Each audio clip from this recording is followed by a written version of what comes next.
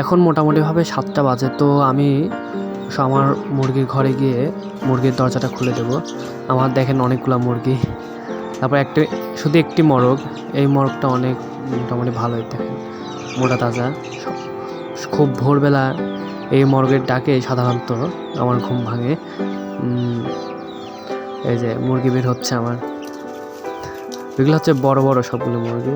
মরগ শেষ বের হবে। আর যে আমার গলাছলা বাচ্চা, আসলে গলাছলা বাচ্চাটা হচ্ছে চোখে কী যেন হয়েছে, এই সেই বিক্রি করার পর এই 6টা হাঁসের বাচ্চায় বাঁচে। তা আমি এই মুরগির পাশেই ঘরের মধ্যে রাখছি।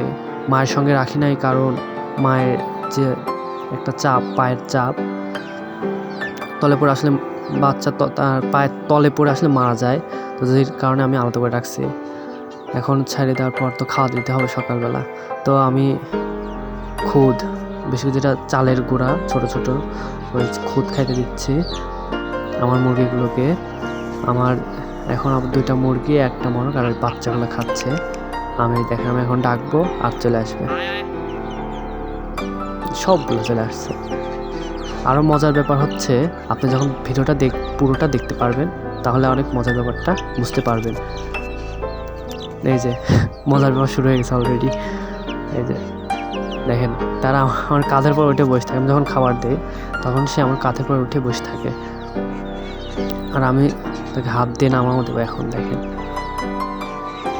ভালোই লাগে আসলে, এদের সাথে অবসর টাইমটুকু কাটাতে আমার অনেক ভালো লাগে। নামতে যাচ্ছে না, এই যে নামাই দিলাম। এইবার আপনি দেখেন আমার সেই 2 রাজহাঁস। আমার আব্বু বলে হচ্ছে এই দুটো নাকি আমার উট পাখি, দুষ্টুমি করে বলে। এই সে আমার রাজহাঁসের বাচ্চা। মূলত এই 2 রাজহাঁসের জন্যই আমার ইউটিউব চ্যানেলটি মূলত খোলা হয়েছে। আমার 2টা রাজহাঁস জন্য আমার ইউটিউব চ্যানেলের নাম হচ্ছে কিন্তু টুস1। আপনারা হয়তো বুঝতে পারবেন। দেখা যায় আমার সেই নর্থ চীনা হাঁস। এই হাঁসে কিন্তু আর একটা নাম আছে, মাস্কভি হাঁস। আমি যে গম ছিটাই দিয়েছিলাম, তো গম খাচ্ছে।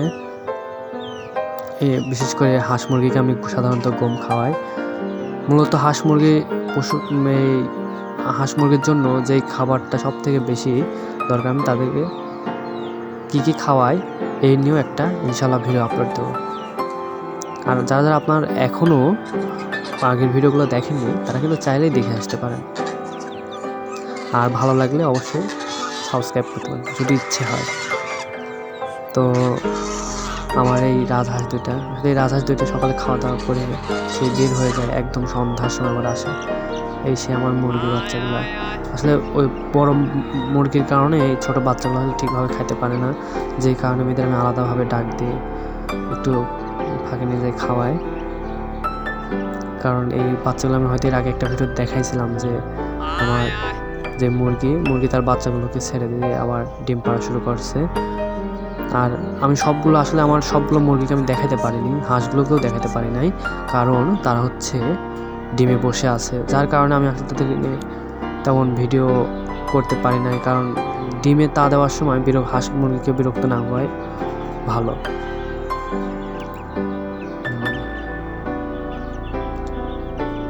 এই যে আমার এটা হচ্ছে লাল মুরগি, অনেক সুন্দর দেখতে। এই সে আমার গলাছোলা বাচ্চাটা। গলাছোলা বাচ্চা হচ্ছে আমার 2টা, এই 2টাই হয়েছে আর কি। এখন সাধারণত গলাছোলা বাচ্চাগুলো পাওয়া যায় না। তো ভালো থাকবেন, সুস্থ থাকবেন, আর ভালো লাগলে অবশ্যই চ্যানেলটা সাবস্ক্রাইব করবেন। আল্লাহ হাফেজ।